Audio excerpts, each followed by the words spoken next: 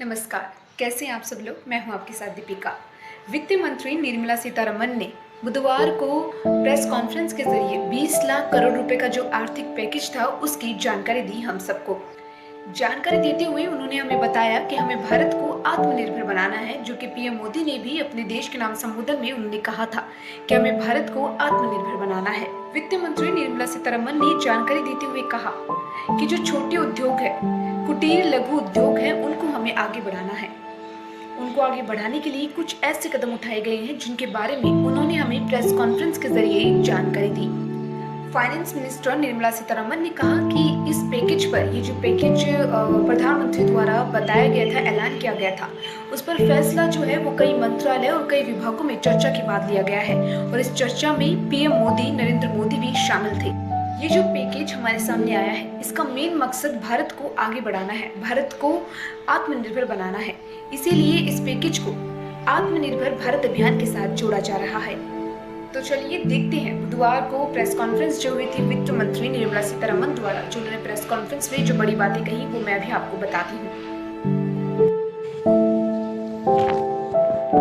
छोटे उद्योगों को 3 लाख करोड़ का बिना गारंटी का लोन दिया जाएगा। इससे 45 लाख एमएसएमई को फायदा पहुंचेगा। कुटीर लघु उद्योग के लिए 6 कदम उठाए हैं, जिसमें 2 ईपीएफ, 2 एनबीएफसी और 1 एमएसएफसी जुड़ा है। संकट में फंसे एमएसईएम के लिए 20,000 करोड़ रुपए का प्रावधान किया गया है। 2 लाख एमएसएमई को इसका फायदा होगा। छोटे उद्योगों को 1 साल तक ईएमआई से राहत मिलेगी। ज्यादा टर्नओवर के बावजूद भी छोटे उद्योग का दर्जा खत्म नहीं होगा। 1 करोड़ रुपए के निवेश वाली कंपनियां माइक्रो यूनिट होगी। कारोबार ज्यादा होने पर भी एमएमआई को फायदा मिलता रहेगा। 10 करोड़ निवेश या 50 करोड़ टर्नओवर पर छोटे उद्योग का दर्जा होगा। 15,000 से कम वेतन वालों को ईपीएफ अगस्त तक केंद्र सरकार देगी। 72,22,000 कर्मचारियों को इसका फायदा मिलेगा। कर्मचारियों का 12% की जगह 10% ईपीएफ कटेगा। कंपनियों और कर्मचारियों को ईपीएफ में 10% पैसा देना होगा। Non banking finance company, micro finance कंपनियों के लिए 30,000 करोड़ की स्पेशल लिक्विडिटी स्कीम है। एमएसएमई को ई मार्केट से जोड़ा जाएगा, जिससे कोविड संकट के दौर में अभी उद्योग कारोबार कर सके। बिजली वितरण कंपनियों की मदद के लिए 90,000 करोड़ की इमरजेंसी लिक्विडिटी होगी।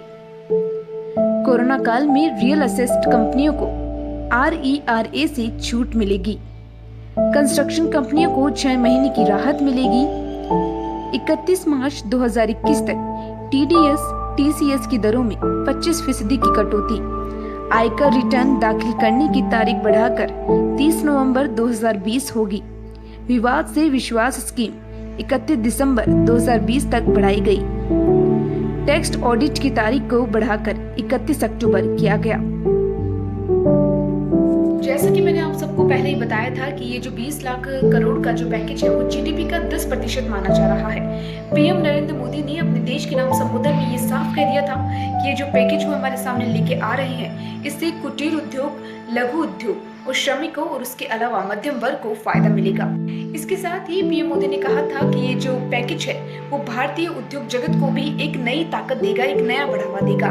और इसके साथ ही मैं आपको बता दूं कि आज फाइनेंस मिनिस्टर निर्मला सीतारमण कृषि सेक्टर, एग्रीकल्चर सेक्टर से जुड़ी गतिविधियों का ऐलान कर सकती हैं।